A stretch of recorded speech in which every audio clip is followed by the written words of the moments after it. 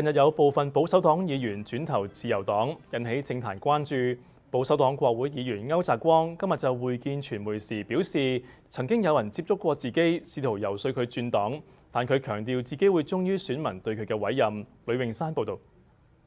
萬錦於仁村選區國會議員馬榮新近日突然倒戈，由保守黨轉投自由黨，引發外界關注會唔會有更加多嘅保守黨議員跳船。對此，歐澤光今日會見媒體時就表示，曾經有人遊說佢轉黨，但自己唔會背棄選民。